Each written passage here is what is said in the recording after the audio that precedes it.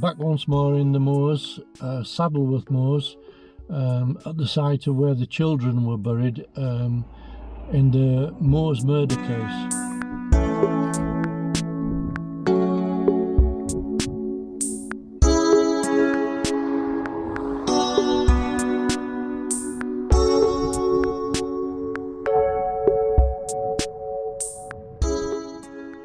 I came quite a while back now, a number of times, in order to try to work spiritually on behalf of Keith, their lost child.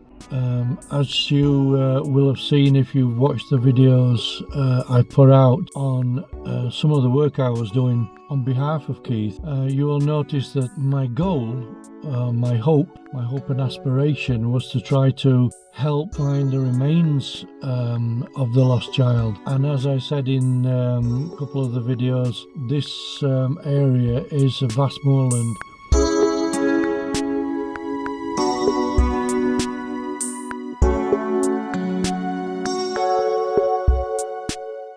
There is no way you can actually come out and pinpoint an exact spot and say that this is where his remains are.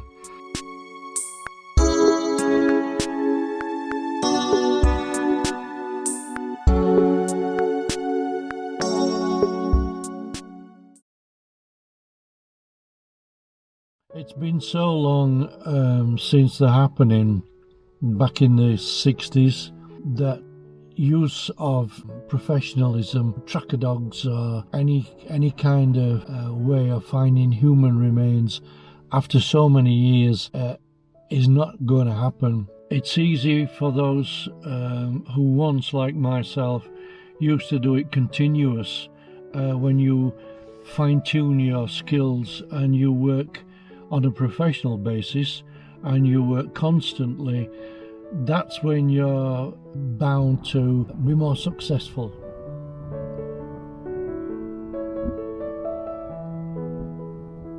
The only way I consider is to work with spirit and try to help resolve the issue, help find the remains of Keith by being guided by a spirit.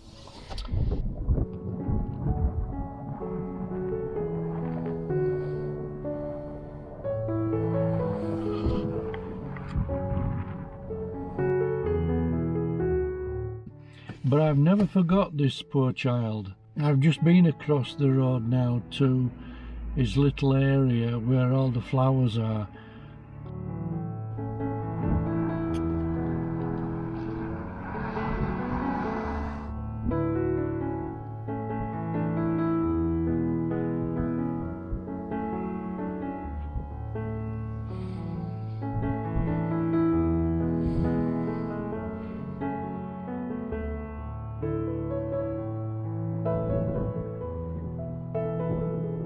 It is biting cold out there, as usual, because we're on top of the moors. Saddleworth is lacking in forestry that would stop a lot of this wind. So you've got a biting wind, and now we've got the rains are coming and a flurry of snow, although short-lived. Anyway,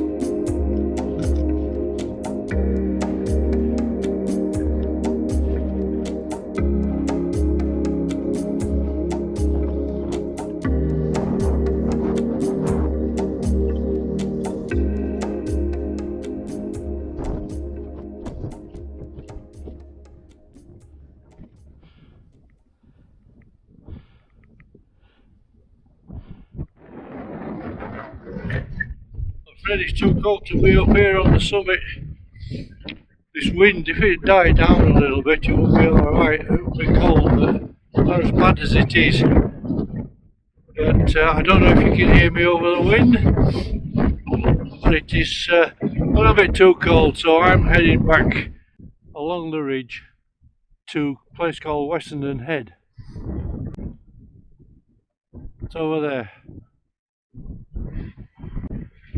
Then I'm going to hopefully have a warm drink and then set off back down off the hill. It's too cold up here, and the plans I had didn't work because of this incredible winter weather.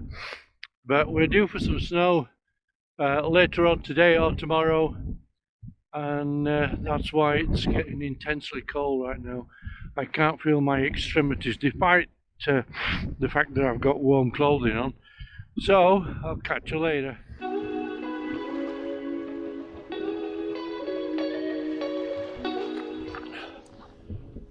Chocolate. I managed to find a bit of shelter behind this rock, get out that biting wind, but my fingers too cold to open the chocolate. What am I gonna do?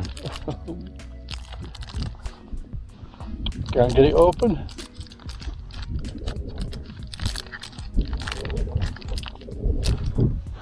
Try two hands.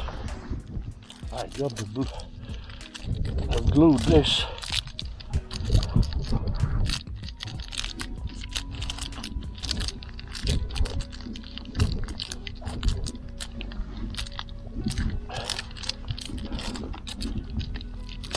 Finally.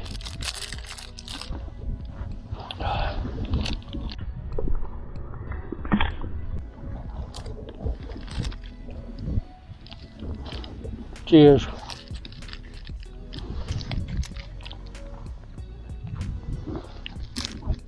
It must be 50 years since I've been up here.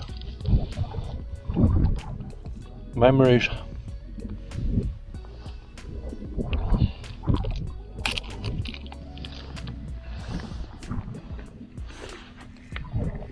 Your chocolate bar too cold, too frozen to eat. I'll save it for later. So what am I doing up here in this horrible weather? Roll on summer. I'm here checking in for the poor kids that were murdered and they were buried in the valley below me. And it's another extension of what I've been doing on behalf of the final child that wasn't found, whose name was Keith. I wouldn't expect to be able to find him. I mean, who can after all these years, since the 1960s? But you must never give up hope in anything you do. I wanted to come back up into the hills, and I had to, at my age, I had to have this hope that I would actually get back up here one day after over 50 years. But you always give yourself an excuse, you know. There's always a reason why you think you shouldn't. That's why I admire people with guts and determination who get out there and do all these things. They're the ones that inspire you. But as for me, I have a tendency now to think as long as I can just plod along, I'm quite happy. I remember the last time I was here, I had so much fitness, strength and agility. What's that now? I've forgotten. Maybe if I keep this up and do more, it'll come back. You never know. But there you go, I finished my tea. It's time to crack on to the end of the ridge.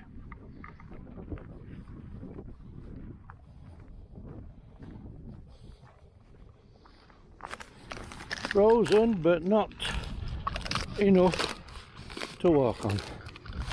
Oh.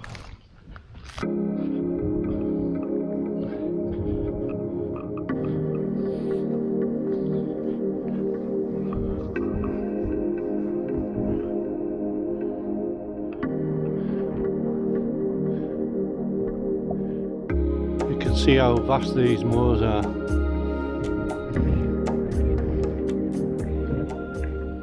One of the difficulties of talking to a camera and trying to watch where you're going. I've already fell over back there, and the strange thing is 50 years ago I was on the same hill and I did the same thing. I fell back where I've just come from. Strange that fate seems to play tricks on you. As for the weather, it's closing in slow. As I said earlier, we're in for some snow later on today, tonight, maybe tomorrow, but it's definitely on its way. You gotta keep coming back, you know. Gotta keep at it. Despite your age, there are so many like-minded people out there today.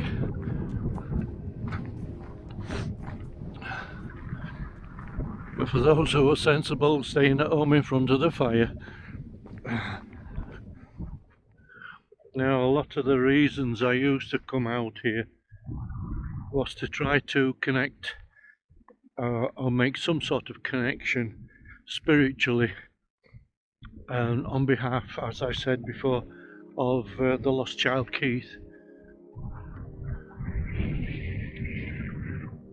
But at my age, it's all a matter of keeping things in perspective and just going with the flow, so to speak, and just keeping your hopes up that something will transpire. But I once talked about, what did I talk about?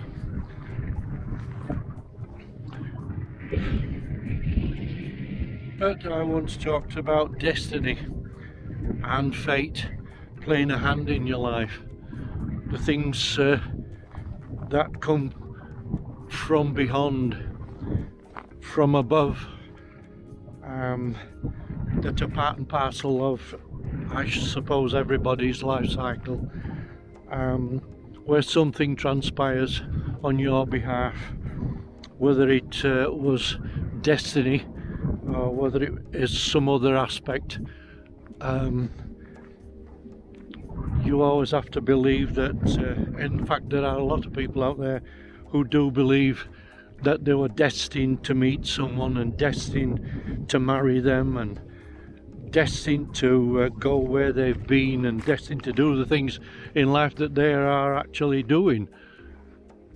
And that's one of the things I was asking, and I've still got another way of asking Spirit, if you believe in that kind of thing, whether destiny is playing a role in my life right now in relation to him, because if it is not, why should I actually see the child spirit?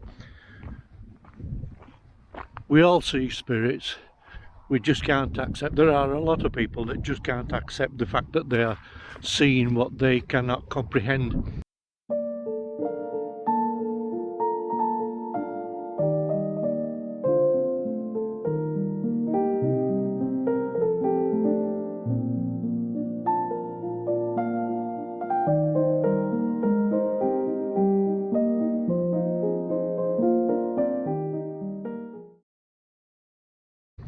When something is there, they've got some sort of excuse to poo-hoo it.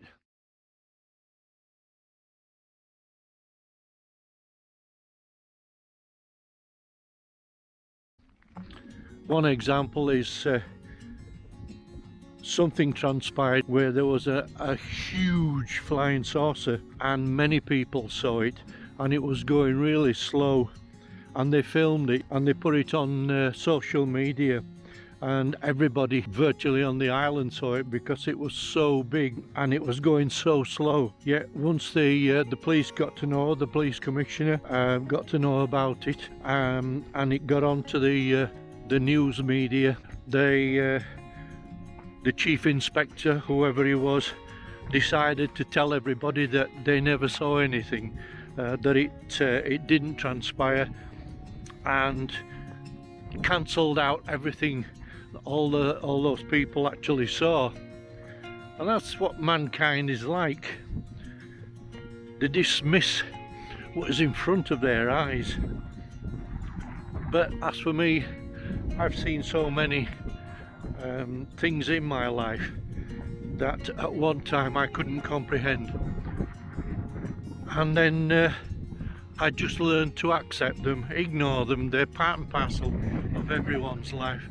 They frequent this earth just as they've always done.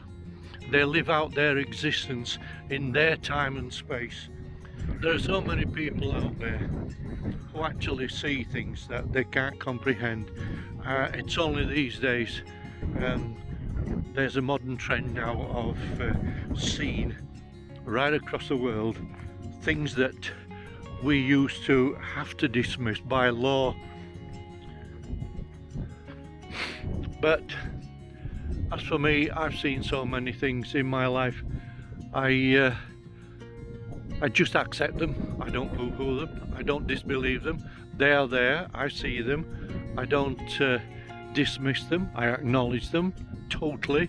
They're living their existence in our time, and it just so happens that it's either an aspect of their time coinciding with our time, where two times meet each other. It's something that makes people a little bit worried because they don't understand it. Time and space. But if you try to tell people that you can see something that they can't, they don't understand. There are a lot of people in the past. It's gaining momentum now, where there's becoming a bigger acceptance. It's a bit like you're sitting in a room and suddenly one of you sees a mouse and the other one doesn't, and the person that's with you will either disbelieve you or just think you're playing tricks with them, and there really wasn't.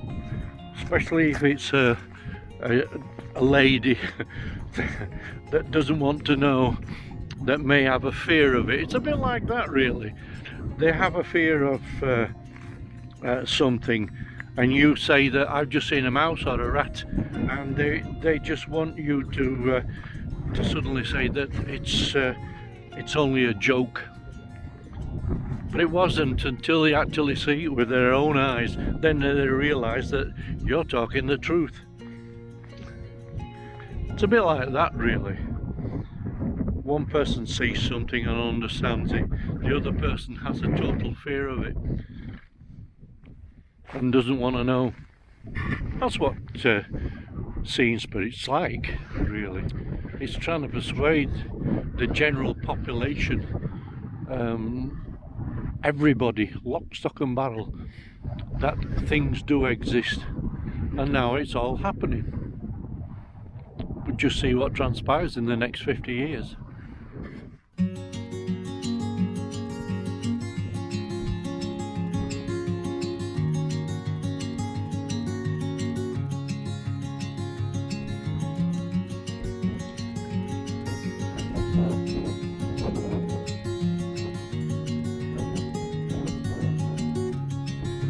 There are a number of people out there, including myself at one time, think that the boy child Keith is actually buried up here.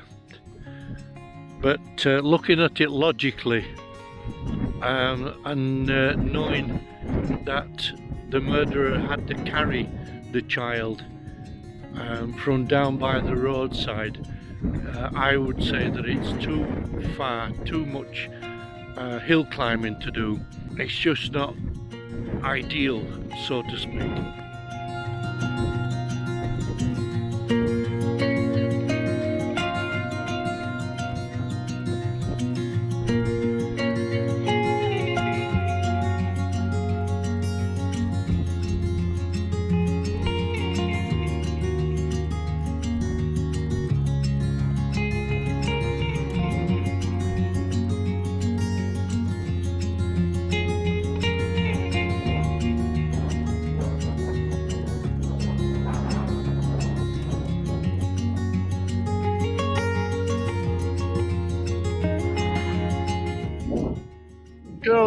not before I get back to the car yet, and the weather's getting quite strong.